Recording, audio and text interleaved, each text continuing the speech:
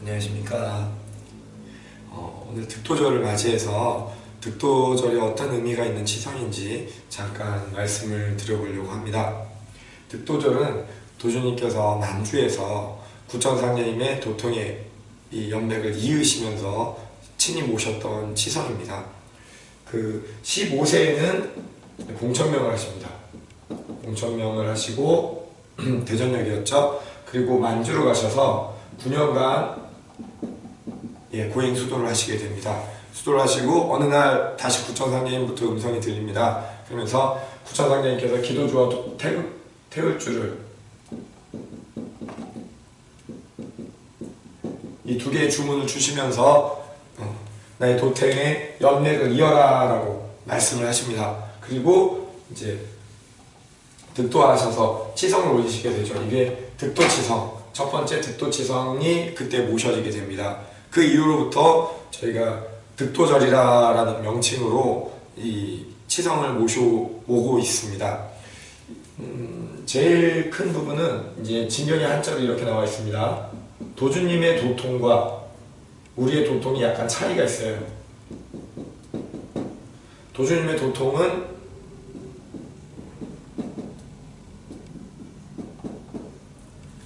거느릴 통자고요. 저희의 도통은 통할 통자입니다. 그래서 도주님은 구천상녀님의 도를 구천상녀로부터 이어받으셔서 이제 거느리시게 됐던 그것을 이제 도통이라고 하고, 저희는 훗날 이 법방을 수행하면 이 도주님과 양희상녀님의 도와 통하게 되는 그 도통이 이제 기다리고 있다라고 보시면 됩니다. 진리의 도통이 사실 우리 수도인들이 추구해야 할 몫인 거죠.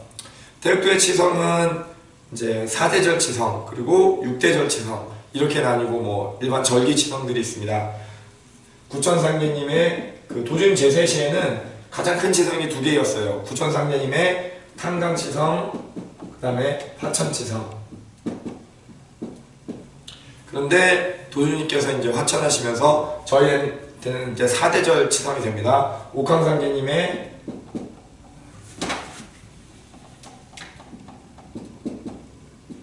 탄강과 화천, 구천상제님의 탄강과 화천, 이것을 4대절 치성이라고 얘기를 합니다. 그리고 이것만큼 큰 치성, 이제 두 개를 붙여서 6대절 치성이라고 하는데, 이거는 봉천절하고 득도절이 여기에 들어가게 됩니다. 태극도 역사에서 가장 중요한 치성은 물론 양희상님이 오시고 뜻을 이루시고 다시 이제 천상계에 오르신 일이 되겠고, 그 다음에 우리 도주님께서 천명을 처음 이렇게 이어받으시는 봉천명하시는 그날과 구천상님의 도가 도주님으로부터 전해진 그날이 가장 큰 의미를 가지고 있습니다. 그래서 이날은 이 두 치성은 도주님 제세시에 직접 모시셨고, 저희들이 그 이후로부터 또 꾸준히 이렇게 이어서 모셔오게 됩니다. 참고사항으로 저희가 대순진리회 사람들한테 이런 얘기를 합니다. 대순진리회 뿐만 아니라 다른 이 양희상제님을 믿는 종파들한테 이런 얘기를 합니다.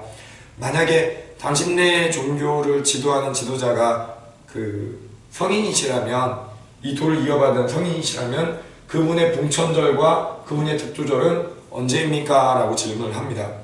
구천상제님의 도를, 그 천도를, 그 천명을 처음 받으신 날을 도주님께서 친히 치성을 모시셨듯이 이 양희상제님의 도를 받으신 그런 성인이 세상에 진짜로 존재한다면, 소위 말해서 대두목이 존재한다면 그분도 분명 그 봉천명한 날이 있을 거고 뭐 득도하신 날이 있을 겁니다. 대순진리의 주장대로 박학령 도전의 머리채를 부여잡고 도동염이라고 이렇게 흔드신 날이 그날이면 적어도 그 날짜라도 이런 치성을 모셔야 될 겁니다. 근데 그런 치성은 모시지 않습니다. 모실 수도 없고요. 그리고 제세시부터 도주님께서는 친히 본인의 치성을 모셨습니다.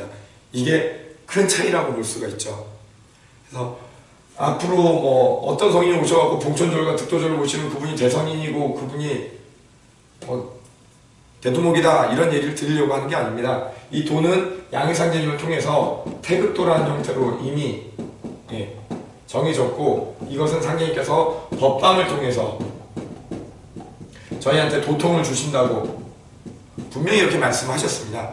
양희상제님의 도를 믿는다면 이제 저희는 이것을 기다릴 것이지 어떤 성인이 뭐 도를 이어받았네 이걸 바라볼 건 아니라고 생각이 듭니다.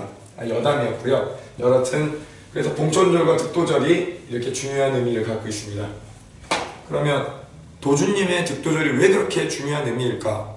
그리고 그게 우리들한테 어떤 의미일까? 이런 생각을 해보게 됩니다. 태극도는 오직 도주님께서 계셨기에 이 세상에 나올 수가 있었습니다. 구천상제님께서 이 세상을 주유하시고 유불강 삼합지도라는 큰 대도를 만드시고 천상계에 임호하신 연후에 이 하늘은 이 묵도 취지서에 나옵니다. 하늘은 오직 인간사에 내릴 수 있는 게 이치입니다. 이치로서 가르쳐 주시는데 이 이치를 가르쳐 주시면 이 이치를 받아서 사람이 이걸 도로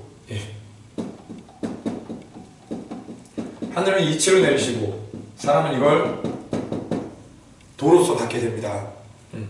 근데 이 이치를 도로 받을 수 있는 사람이 없다면 이 세상에는 도라는 게 나올 수가 없게 된다는 얘기입니다.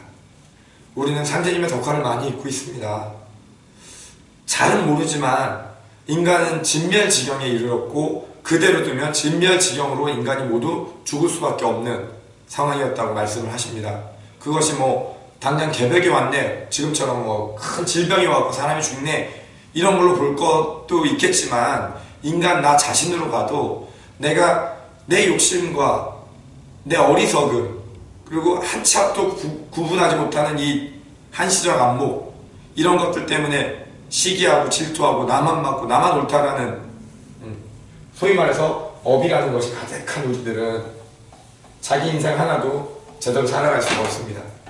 도를 만나서 도를 닦아서 내게 주어진 숙제들을 해결해내면 내 인생이 조금 밝아지고 조금은 행복해집니다. 대육도만 이런 얘기를 하는 건 아니죠. 세상에 있는 수많은 단체들에서 이런 얘기를 합니다. 내가 변하면 세상이 변한다고. 내가 보는 관점이 달라지면 세상이 달라져 보인다고. 하지만 대부분의 사람들은 세상을, 남을, 타인을 탓하고 있습니다. 근데 진짜 내가 행복을 찾기 위해서는 내 안을 들여다보고 내 안에 어떤 마음과 어떤 기질이 있는지 살피고 고쳐 나갔을 때 진짜 행복한 삶을 맞이할 수 있는 겁니다. 우리는 이 도를 만나서 세상에 태극도라는 것을 만나서 태극도에 있는 법방으로 기도하고 수련하고 공부하고 있습니다. 이 법방을 통해서 적어도 도를 만나기 전보다는 행복해지고 있고 그 전에 욕심만 가득했던 내 자신을 바라보고 있고 이제 남도 나와 더불어 가야 됨을 남과 함께 가야 됨을 알고 배워가고 있습니다. 그것이 결국은 조금씩 나를 행복하게 만들어주고 있고요. 이 모든 덕화 속에서 살고 있습니다. 우리가 도주님의 덕화를 처음 입도할 때는 가슴 벅차 있고 감사했었는데 공기처럼 너무 당연하다 보니까 자꾸 잊고 살 때가 많습니다. 근데 정말 중요한 얘기는 도주님이 이 득도를 하지 않으셨다면 도주님께서 봉천명을 하지 않으셨다면 세상엔 도가 나올 수가 없고 우리는 이 법방을 수행할 수도 이 법방의 혜택으로 삶을 이렇게 변화시켜 나갈 수도 없습니다. 오늘 득도절을 맞이한 날 도주님께서 어떤 덕화를 우리에게 내려주셨는지 도주님께서 이 도를 우리한테 전달해 주신 그 은혜를 한번 기억하고 감사하는 그런 날이 되었으면 해서 득도절을 잠깐 얘기해 보았습니다. 감사합니다.